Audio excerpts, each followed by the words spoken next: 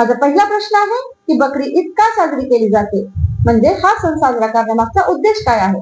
सुरुवात करते त्या एकमेव निर्मात्याच्या नावाने. आदाब. आज मी आपल्यासाठी एक नवीन सिरीज घेऊन आले आहे ज्याचे नाव आहे बकरी ईद समजून घेताना. या सिरीज मध्ये मी आपणास आपल्या सर्वांना ओळख असलेली बकरी ईद या सणाबद्दल माहिती देणार आहे. पण ही माहिती वेगळ्या स्वरूपात म्हणजे प्रश्न उत्तर स्वरूपात असणार आहे, कारण या ईद संदर्भात सामान्य लोकांचे खूप सारे गैरसमज आहेत जे दूर होणं गरजेचं आहे. प्रश्न घेण्याआधी आपणास हेही सांगणे आवश्यक आहे की इस्लाम मध्ये फक्त दोनच सण साजरे केले जातात, ज्याचा पाया त्या मूलभूत गोष्टींवर आधारित आहे. त्या आहेत गरिबांना दान धर्म व खूप सारी प्रार्थना आणि त्याद्वारे अल्लाशी ईमान म्हणजे श्रद्धा बळकट करणे. रमजान ईद व बकरी ईद हे दोन्ही सण समाजाभिमुख व पर्यावरणपूरक आहेत, ज्यात निसर्गाचे प्रदूषण नाही, पाण्याचा अपव्यय नाही, रस्त्यात कचरा केला जात नाही, खड्डे नाही केले जात नाहीत व शांततेचा भंग होईल अशा मिरवणुका, डीजे वगैरे काही नसतं. इतर प्रार्थना स्थळांचा आदर राखला जातो. गोरगरिबांना आर्थिक व इतर स्वरूपात मदत केली जाते. तर वळूया बकरी ईद समजून घेताना या सिरीज मधील माझ्या पहिल्या प्रश्नाकडे. माझा पहिला प्रश्न आहे की बकरी ईद का साजरी केली जाते, म्हणजे हा सण साजरा करण्यामागचा उद्देश काय आहे. तर पहा मित्रांनो, या सणाचं शास्त्रोक्त नाव आहे ईद उल अझा. अझा या शब्दाचा अर्थ आहे बलिदान करणे.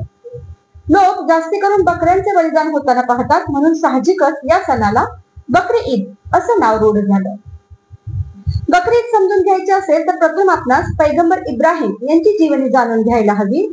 कुर्बानी मागे पैगंबर इब्राहिम यांच्या जीवनाची ती घटना निगडीत आहे ज्यावेळी अल्लाहने प्रेषित इब्राहिम यांची श्रद्धा तपासण्यासाठी त्यांना स्वतःच्या लाडक्या मुलाचे बलिदान करण्याची आज्ञा दिली. कारण त्याशिवाय हे स्पष्ट होणं शक्यच नव्हतं की केवळ एकच अल्लाची उपासना ही जागतिक क्रांती घडवून आणण्यासाठी, मार्गात येणाऱ्या प्रत्येक संकटावर मात करण्यासाठी ते तयार आहेत की नाही.